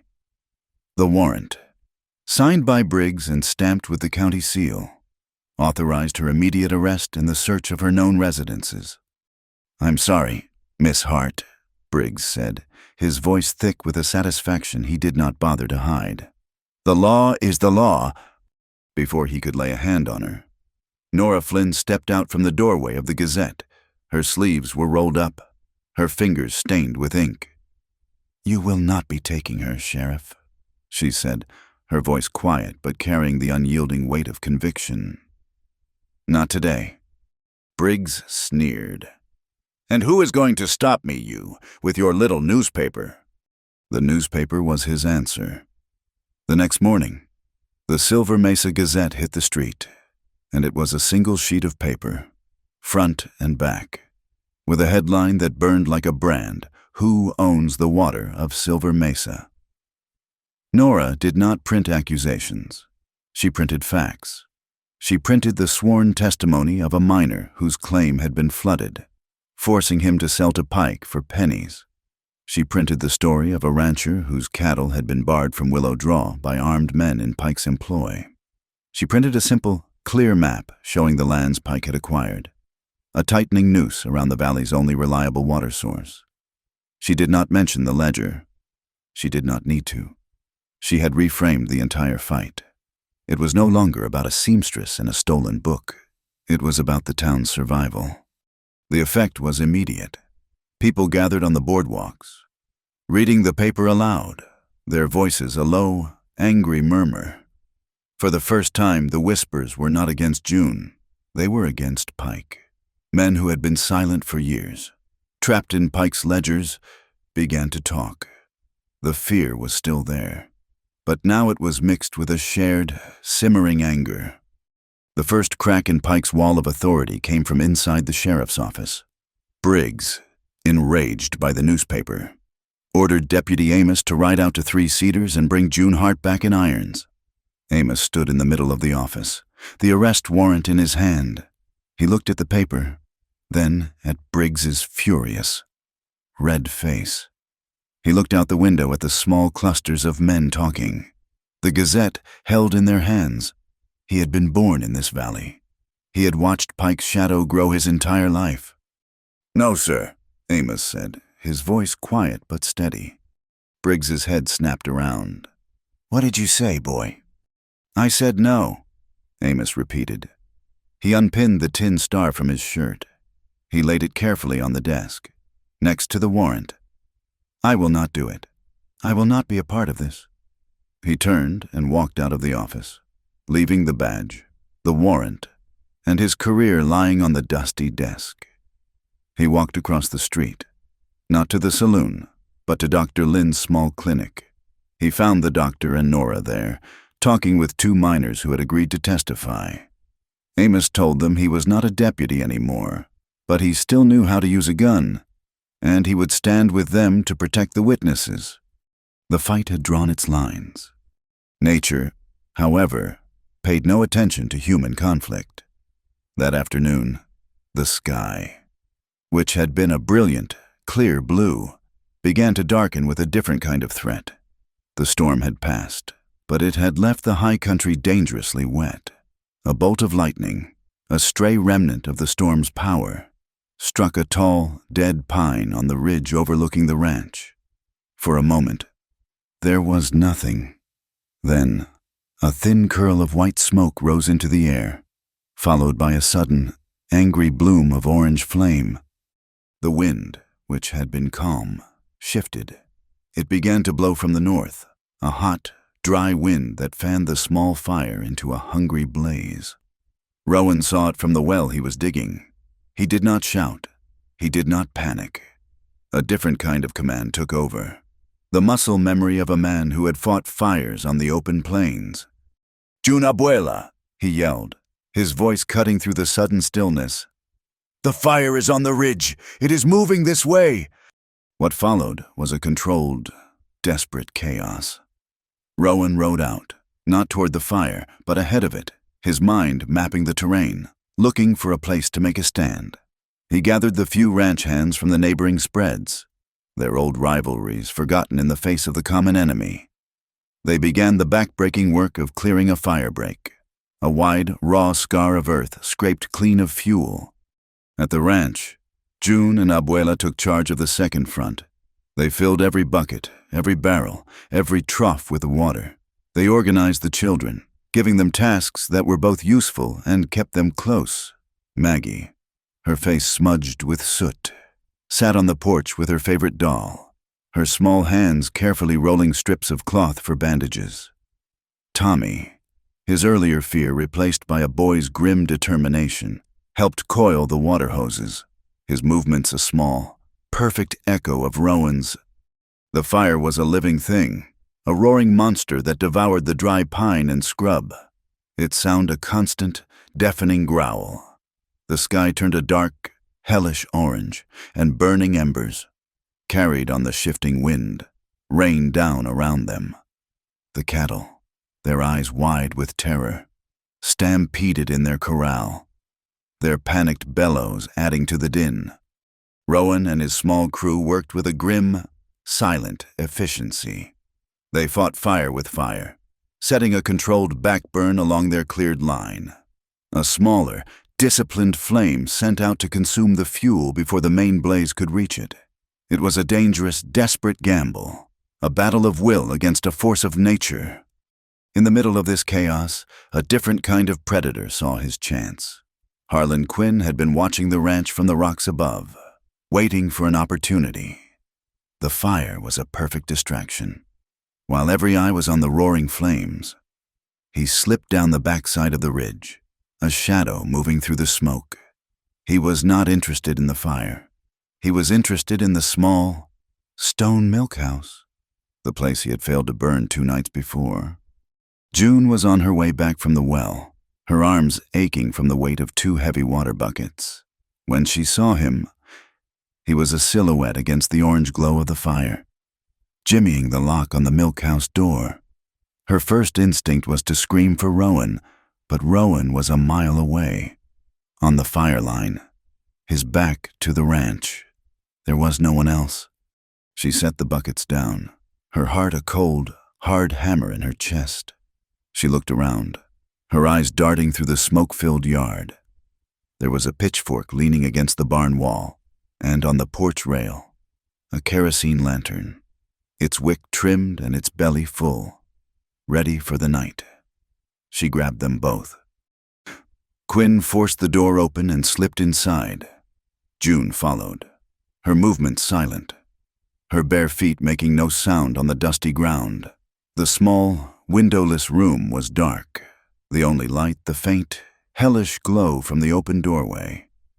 She could hear him, cursing under his breath as he overturned shelves, looking for the loose stone in the floor. She struck a match, the small flare blindingly bright in the darkness, and lit the lantern. She raised it high. "Get out," she said. Quinn spun around, his hand flying to his pistol.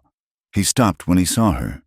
She was standing in the doorway, the lantern in one hand, the 3 sharp tines of the pitchfork held steady in the other. Her face was smudged with soot, her eyes burning with a cold fire that matched the one on the mountain. She was not the frightened seamstress he remembered. "Give me the book, lady," he snarled, "and I will let you walk away." "No," she said. He took a step toward her. June did not retreat. She lowered the pitchfork, its points aimed at his gut. The fight, when it came, was not elegant. It was ugly, clumsy, and desperate. He lunged for her, grabbing for the pitchfork. June swung the lantern, smashing it against the side of his head. Hot kerosene splashed across his shoulder. He howled in pain and fury, staggering back. He was strong, and he wrenched the pitchfork from her grasp. Throwing it aside, he lunged for her again, his hands reaching for her throat. June was driven by a pure, animal instinct to survive. She grabbed the first thing she could find, a heavy earthenware crock from a shelf. She brought it down with all her strength on his arm, the one reaching for her. There was a sickening crunch. He yelled, his arm falling limp, but his other hand snaked out, grabbing a fistful of her hair, pulling her head back. It was then that she saw the pitchfork lying on the floor. She twisted, kicking out, her boot connecting with his knee. As he stumbled, she dove for the weapon. She came up with it in her hands, its weight unfamiliar but solid. He came at her again, a wounded, enraged animal. She did not aim. She did not think. She just thrust forward with all her strength. One of the sharp tines drove into the soft flesh of his shoulder.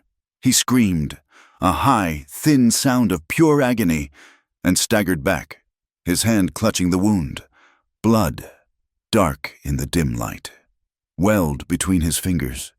He looked at her, his eyes wide with a mixture of shock and a new, grudging respect.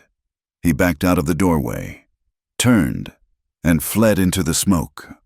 June stood there, her body trembling, the bloody pitchfork still in her hands. She was alive, and the ledger was still safe beneath the floor. Quinn was gone, but he had left something behind.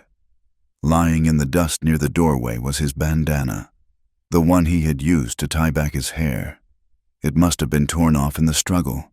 It was a simple piece of cloth, but in the corner was a small, embroidered emblem, the ace of spades, the mark of a private security force Pike had hired from Tucson. It was concrete proof. Nora Flynn, who had been helping Abuela organize a water brigade, saw Quinn stumble from the milk house and run. She had her box camera with her, an instinct she could never explain. She ran to the milk house, saw June, saw the blood on the pitchfork, and then saw the bandana on the ground. Without a word, she knelt, aimed the camera, and took a picture. The fire was contained by dawn. The wind had shifted, and Rowan's backburn had held. The ranch was saved, though the ridge was a blackened, smoking ruin. Rowan stumbled back to the house, his face black with soot, his eyes red-rimmed and exhausted. A burning ember had fallen down the collar of his shirt, leaving an angry red burn on his forearm. June met him on the porch. The sun was rising, casting a pale, washed-out light on the scene of devastation. She did not say anything about Quinn. Not yet. That could wait. She took him inside and made him sit, gently washing the soot from his face with a wet cloth. She found Dr. Lynn's salve and carefully, her bandaged hands surprisingly deft, began to dress the burn on his arm. They were alone, the house quiet for the first time in hours. He was watching her, his gaze intense. He was not looking at the burn. He was looking at her, at the way the early morning light caught in her hair, as she leaned in to tie the bandage. He did not move. He just inhaled, a slow, quiet breath. He could smell the faint, clean scent of the simple, lye soap she used. It was not the scent of perfume or flowers. It was the scent of clean cotton, of hard work, of survival. It was the scent of home. The circuit judge, a man named Elias Thorne, arrived in Silver Mesa on the morning stage. He was a stern, weary man who had seen too much of the territory's greed and violence to be impressed by bluster. He did not convene his court in the church. He convened it in the smoky, cavernous space of the Golden Nugget Saloon, a deliberate choice that stripped Ephraim Pike of his home field advantage and put the entire town on notice. The room was packed, a tense, silent audience of miners, ranchers, and townspeople standing shoulder to shoulder. Pike sat at a table with his lawyer, looking composed, a pillar of civic virtue wrongly accused. Sheriff Briggs stood by the door, his hand resting on his pistol, his face a mask of official indifference. June sat with Nora Flynn and Dr. Lynn. Rowan and Amos stood behind them, their presence a solid wall of support. The air was thick with the smell of stale whiskey, sawdust, and a fear so palpable it was almost a taste. The judge began by reading the charge Pike had filed: the theft of a private ledger. Briggs stepped forward, prepared to present his warrant for June's arrest, a procedural move designed to discredit her before she could even speak. But before he could open his mouth, Judge Thorne looked at Nora Flynn. "Miss Flynn," he said, his voice dry as dust, "the U.S. Attorney in Prescott suggested I hear what you have to say. You may proceed." Briggs was cut off, left standing in the middle of the floor, his authority suddenly irrelevant. Nora stood. She did not raise her voice. She spoke calmly and clearly, laying out her evidence like a surgeon arranging instruments. She presented a sworn affidavit from the mail driver who had taken her package to Prescott. She produced a copy of the Gazette, the one with the headline that had set the town on fire. She held up the photograph she had taken of the bandana with the Ace of Spades emblem. Finally, she unrolled the bandana itself and laid it on the judge's table. "This," she said, "was dropped by Harlan Quinn, a man in Mr. Pike's employ, after he assaulted Miss Hart at Three Cedars Ranch." Dr. Lynn was next. He spoke of the miners he had treated, men with lung sickness and broken bones, who had been forced to sign away their claims to Pike for a pittance to pay for medicine. One by one, 3 of those miners stood, their faces grim, and told their stories. The murmur in the room grew louder. Pike's lawyer was on his feet, shouting about hearsay and lack of evidence. Briggs moved to stand beside him, ready to declare the assembly unlawful. It was then that the saloon doors swung open. A young man stood there, blinking in the dim light. He was pale, his suit rumpled, his face a mask of pure terror. It was the accountant from the freight company, the man who had dropped the ledger in the first place. He looked at Pike, and a visible shudder went through him. He looked at Judge Thorne. "Your Honor," he said, his voice a reedy quaver, I wish to make a statement, but I need protection. If I speak, Mr. Pike will have me killed." The room fell silent. Every eye was on the terrified young man. Judge Thorne looked at Amos. "Mr. Amos," he said, ignoring the fact that Amos no longer wore a badge. "You and Mr. Cade will escort this man to the front. You will stand with him. He will have his protection."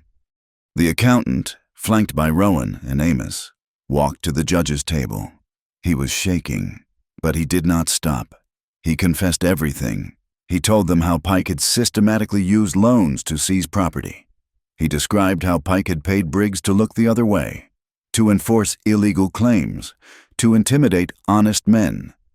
And then he dropped the final, damning stone. He told them how he had, on Pike's direct order, paid 2 men to set a fire at the old Black Spur mine camp, a fire that had driven the last few holdouts from their claims, allowing Pike to acquire the land for next to nothing. The air went out of the room. This was not just extortion. This was arson. This was a federal crime. Pike did not wait to hear any more. His composure shattered, replaced by the raw panic of a cornered animal. He overturned his table, sending glasses crashing to the floor. In the ensuing chaos, he grabbed his true weapon, Harlan Quinn, who had been lurking near the back, his arm in a sling from the pitchfork wound, moved to Pike's side. Pike shoved a pistol into his hand, and then he saw Tommy. The boy had been sitting quietly on a crate near the door, watching with wide, uncomprehending eyes. Pike lunged, grabbing him, pulling him in front of his body as a shield. "Everyone stay back!" Pike screamed, his voice a ragged shriek. He and Quinn began backing toward the doors, dragging the terrified, struggling boy with them. Rowan and Amos started forward, but stopped, their faces frozen in a rictus of fury and helplessness. They could not risk a shot. "To the canyon," Pike yelled at Quinn. "Drybone Canyon." They burst through the swinging doors and into the street, where 2 horses were already waiting. They mounted, Pike pulling Tommy up in front of him, and galloped out of town, leaving a stunned, silent saloon behind them. The chase was a desperate, brutal race. Rowan and Amos were in the saddle in minutes. June, her face white with a terror that was colder than any river, refused to be left behind. She mounted a horse, her sprained ankle a throbbing agony she ignored. They thundered out of Silver Mesa, the sky above them already darkening with the bruised purple of an approaching storm. Rain began to fall as they reached the foothills, a hard, driving rain that turned the dusty trail into a slick, treacherous river of mud. They could see Pike and Quinn ahead, their horses struggling in the mire. The world narrowed to the pounding of hooves, the lash of the rain, and the small, desperate figure of the boy being held captive. They cornered them in the narrowest part of the canyon, the same place where the ambush had happened. The creek bed, dry for a year, was now a churning, brown torrent, rising with every passing minute. Quinn slid from his horse, pulling Tommy with him. He was weak from his wound, but his eyes burned with a feverish desperation. He drew a long hunting knife and held it to Tommy's throat. "That is far enough. Cade!" he yelled over the roar of the water. "One more step and the boy dies." Pike sat on his horse, his pistol aimed at them, his face a mask of wild, unreasoning panic. Rowan reined in his horse. He looked at Quinn, at the knife, at Tommy's small, terrified face. He slowly, deliberately, raised his hands. "Let the boy go. Quinn," he said, his voice unnaturally calm. "This is between us." He swung down from his saddle, his movements measured. He unbuckled his gun belt and let it fall into the mud. "You want a life," he said, taking a slow step forward. "Take mine. Just let him go."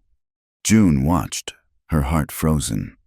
It was a stalemate, a perfect, deadly trap. Her mind raced, seizing on the only thing she had. In her saddlebag was a decoy, a fake ledger Nora had printed and bound, just in case. It was a worthless prop, but Quinn did not know that. "The book!" she screamed, her voice cutting through the rain. It is all you ever wanted here." She pulled the fake ledger from her bag and, with all her strength, hurled it not at them, but past them, into the churning, rising water of the draw. For a single, fatal heartbeat, it worked. Quinn's eyes and Pike's flickered toward the book as it hit the water and was instantly swept away. It was all the opening Amos needed. He was a ranch boy, raised with a rifle in his hands. His shot was not aimed to kill. The rifle cracked, and the knife flew from Quinn's hand, spinning into the mud.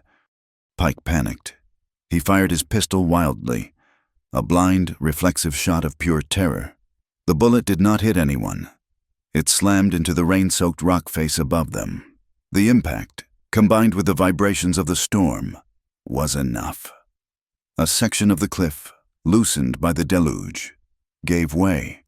Rocks and a river of mud cascaded down the slope. The ground beneath their feet dissolved into a slick, moving sheet. They were all going down, sliding, tumbling toward the raging water. In the chaos, Rowan's instinct was absolute. He did not try to save himself. He did not try to grab a weapon. He lunged, his body a shield, and grabbed Tommy, pulling the boy into his arms. The momentum carried them both down the muddy slope, but he kept the child tucked against his chest, protecting him. June, sliding beside them, her hands scrabbling for purchase, reached out and seized Rowan's arm, her grip a desperate iron anchor. For a moment, the three of them were a human chain, a testament of muscle and will against the pull of the earth. Pike's horse, screaming in terror, lost its footing in the mudslide. It fell, and Pike was thrown, his leg twisting beneath the animal's weight with a sickening crack. Quinn, his wounded shoulder giving way, was half buried in the mud, helpless. The legal battle was over. Pike lay in the mud, his leg broken, his face a mask of agony. Quinn, spitting up mud and blood, looked at the approaching figures of Amos and Rowan. "Get the doctor," he gasped, the fight gone out of him. "Get me Dr. Lynn, and I will tell you everything. I will sign anything." But the fight with the land was not over. A low rumble, deeper than the thunder, shook the canyon. From upstream, a wall of water, a flash flood born of the cloudburst in the high country, was bearing down on them. It was not a wave. It was a churning, grinding mass of water, mud, and debris. "The tree!" Rowan roared, pointing to the ancient cedar where he had rescued June just nights before. They scrambled, crawled, and dragged themselves through the sucking mud, pulling Tommy with them. They reached the massive trunk just as the water hit, a battering ram of unimaginable force. They clung to the thick, exposed roots, the water tearing at them, trying to rip them away. Rowan wrapped his body around June and Tommy, taking the brunt of the debris, shielding them from the worst of the flood. The water rose to their chests, their waists, their necks. They were going to be swept away. And then June felt something press against her hand, a rope. It was taut, straining, but it was holding. She looked up, before the final confrontation. Rowan, the scout, the man who read the land, had taken the lariat from his saddle and secured it to the base of the cedar. A simple precaution against the rising water. That single act of foresight, of preparation, was now the only thing keeping them alive. They held on, to the roots, to the rope, and to each other, as the flood roared around them, a maelstrom of nature's fury that they would, somehow, survive. The morning broke as if the world had been remade. The sky was a pale, washed clean blue, scrubbed free of smoke and dust. The sun, when it rose, was not a harsh white enemy, but a warm, distant friend. In Drybone Canyon, the floodwaters had receded, leaving behind a scarred landscape of glistening mud, upended boulders, and a silence that felt profound. The air was sharp with the scent of wet creosote, a clean, herbal smell that was the desert's perfume after a rain. Back at Three Cedars Ranch, The most beautiful sound in the world was the lowing of cattle. They had found the new, shallow lake that had formed in the lowest pasture, and they stood hock-deep, drinking their fill for the first time in a year. Justice, when it finally moved, was swift. Judge Thorne, having spent the night in town, held his final session on the boardwalk in front of the saloon. Ephraim Pike, his face gray with pain and defeat, was carried out on a stretcher, his broken leg crudely splinted by Dr. Lynn. He was formally charged, along with Harlan Quinn, who was bound and guarded by 2 deputized ranchers. Sheriff Briggs, stripped of his authority by the judge, was charged as an accomplice, as federal marshals, summoned by Thorne, led all 3 men away in a prison wagon bound for Prescott. The townspeople did not cheer. They just watched, their faces quiet, as if waking from a long, shared nightmare. Later that afternoon, Judge Thorne stood with Amos on that same boardwalk. He handed the young man the simple tin star that Briggs had left on his desk. "The town," the judge said, his voice gruff, "needs a lawman, not a bully. It seems to me you know the difference." Amos looked at the badge in his palm, then at Nora, then at Rowan. He took a deep breath, pinned it to his shirt, and for the first time, he stood up straight. The next edition of the Silver Mesa Gazette was already on the street. Nora Flynn must have worked through the entire night. The headline was simple, set in the largest type she had: "The water belongs to the community." The proof of that headline came 3 days later. The air was still cool, the ground still damp. Rowan Cade, his arm bandaged and his hip still aching, stood in front of Judge Thorne's makeshift desk. With him were Nora, Amos, and Dr. Lynn. June stood just behind him, close enough to feel the warmth from his back. Rowan held a piece of paper. It was a deed, carefully drawn up by Nora, legally transferring all his claims and rights to the land surrounding Willow Draw. It did not transfer them to another man, or to a company. It transferred them to a community trust, to be managed by the town council, with Dr. Lynn and the acting sheriff as permanent overseers. Its use, the document stated clearly, was to be for all citizens of the valley, in perpetuity, for the cost of maintaining the wells and nothing more. Rowan signed his name. His handwriting was not elegant, but it was firm and clear. June watched the ink dry. She remembered her suspicion, her accusation that he was just another man trying to own the world. And she watched him now, a man who had just given away the single most valuable piece of land in the territory. She finally, completely, believed. His words were not kindness. They were not a trap. They were just the truth. He was a man who said what he meant, and his actions followed, as surely as the sun followed the moon. The town began to breathe. The small, necessary acts of healing started. June's hands, raw from the rope and the pitchfork, were slow to mend. Dr. Lynn clucked over them, applying a stinging salve and fresh bandages. He prescribed rest, which he knew was impossible. So he settled for telling her to soak them in warm salt water. "The body knows how to heal, Miss Hart," he said, his eyes kind. "Sometimes we just have to give it the quiet to do its work." She found her own quiet in an unexpected place. The young accountant was in the town's small, stone jail, awaiting transfer to Prescott to testify. June baked a small pan of cornbread at Abuela's cantina, the simple, domestic act of comfort to her own frayed nerves. She brought it to the jail. Amos let her in. The young man sat on his cot, his face buried in his hands. He looked up when she entered, his eyes red and swollen. She placed the warm, cloth-wrapped bread on the small table. He stared at it as if it were a brick of gold. "I do not understand," he whispered, his voice hoarse. "After what I allowed to happen?" "You were scared," June said. Her voice was not angry.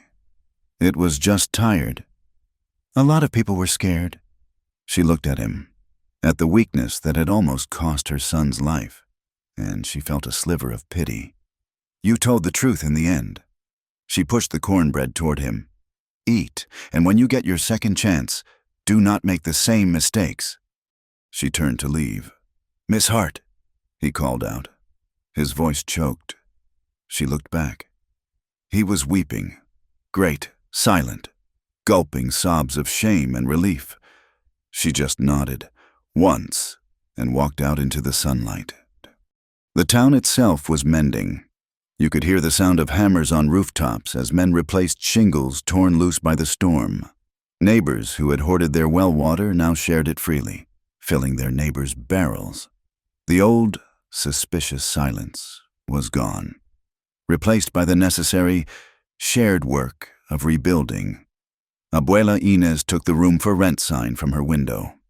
She took a brush and some white paint and, in her neat, careful script, added a new line at the bottom. "Discount for those who plant food."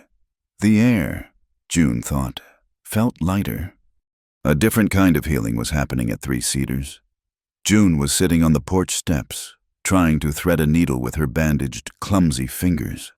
It was frustrating, and she was about to give up when Maggie came and sat beside her.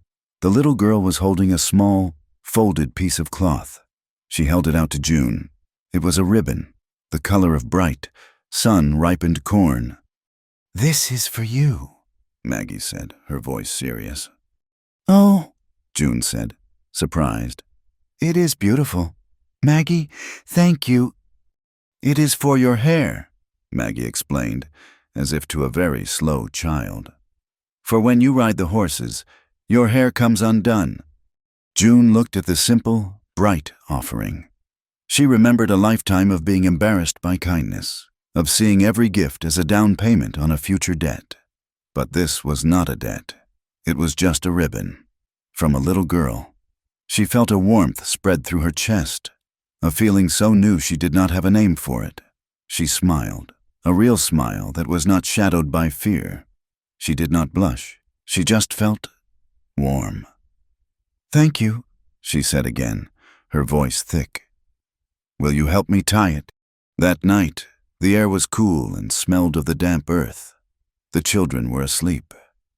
June was in the kitchen, quietly washing the supper dishes. Rowan was on the back porch, mending a piece of harness by the light of an old, smoky lantern that swung gently in the breeze. The ranch was quiet. The only sounds, the chirp of crickets and the soft stamp of a horse in the corral. Rowan was not just mending the leather. He was mending himself. He was practicing. He was a man of actions, not words. He could face a fire, a flood, a bullet. But the words that were forming in his heart, they terrified him. He pulled the thick thread through the leather, his movement steady, but his mind was stumbling. No, that was not right. That sounded like Pike, like taking... He stopped, staring out into the darkness, the lantern light catching the rugged lines of his face. He let out a slow breath.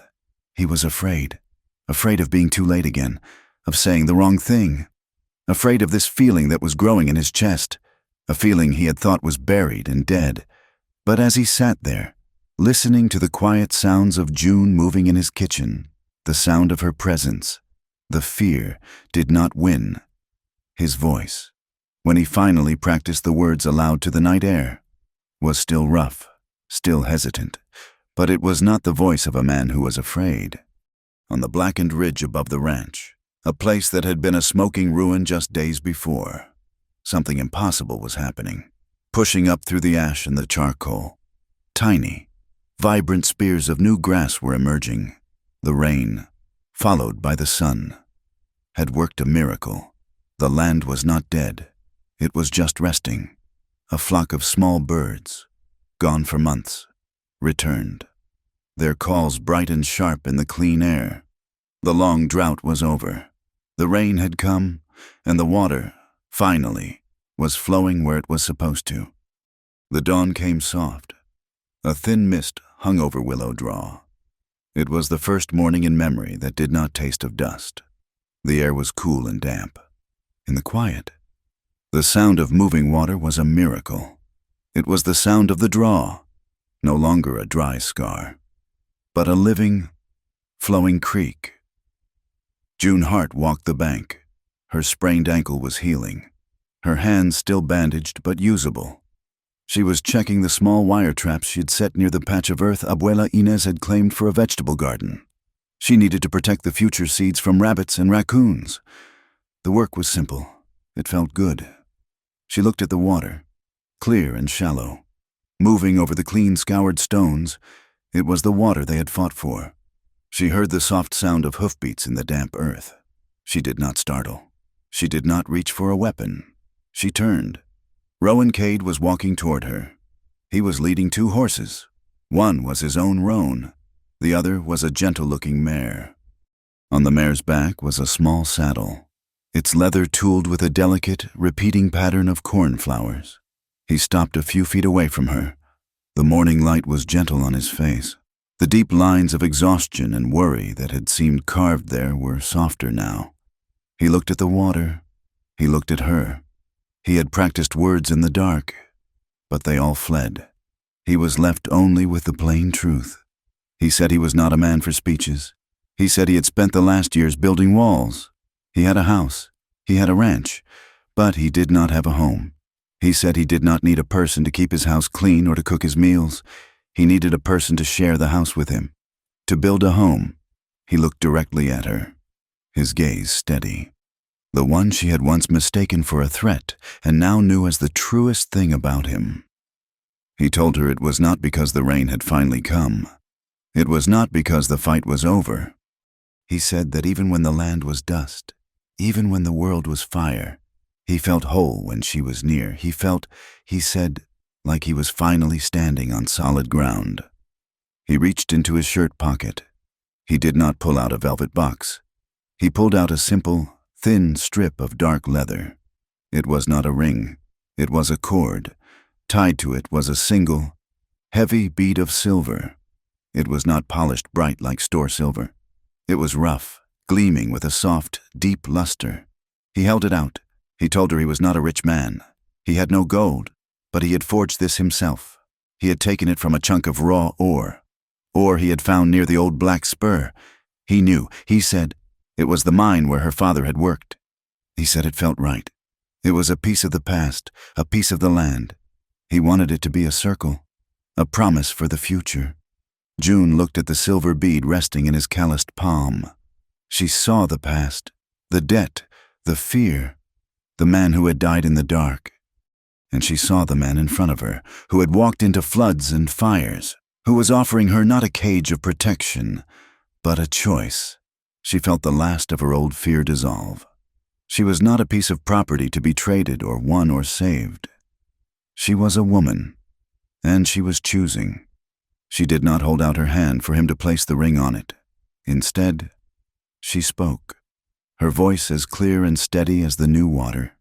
She told him she had spent her whole life being afraid of debt, afraid of being owned, afraid of being bought with kindness. She said she had been so afraid of his rescue. She thought it was just another price she would have to pay. She looked up from the silver and met his eyes. She knew now. She said that she was free to choose. And she chose him. She chose this life. She chose him and she chose Maggie. She touched the silver bead, her bandaged fingers brushing his hand, as if summoned by the words. Maggie and Tommy came running from the house, Abuela Inez following behind them, waving a spatula. Maggie ran to Rowan's side, but her eyes were fixed on June. June smiled. She reached up and untied the corn-yellow ribbon from her hair, the one Maggie had given her. She held it out to the little girl. Maggie looked at the ribbon, then at June, her expression serious. June knelt, wincing at the pull on her ankle, so she was at the girl's eye level. She told Maggie that she was choosing her, too. She asked Maggie to tie the ribbon back in her hair. "If you want me," she said, "if you want me to be your mother." Maggie's face broke into a slow, brilliant smile, a mirror of her father's. She took the ribbon, her small, clumsy fingers, the same ones that had braided June's hair in friendship, now tied the ribbon, a bow of acceptance. Rowan let out a breath he felt like he had been holding for his entire life. He slid the leather cord over June's head. The silver bead rested against her throat, cool and solid. He cupped her face in his hands, his touch gentle on her skin. He kissed her. It was their second kiss. It was not born of desperation and floodwater. It was born of sunlight and choice. It was short. It was real. It held the promise of every morning after this one. The moment was perfect, and it was immediately shattered. Abuela Inez, standing on the ranch house porch, bellowed at them. She shouted, "Did they plan to live on kisses and creek water?" She yelled that the food was hot and the coffee was ready and she was not waiting all day. The four of them, this new, strange, perfect family, broke into laughter. Rowan took June's hand, Maggie took his other, and Tommy ran ahead, racing them back to the house, back to breakfast. As they walked, June felt the lessons of the last few months settle into her bones.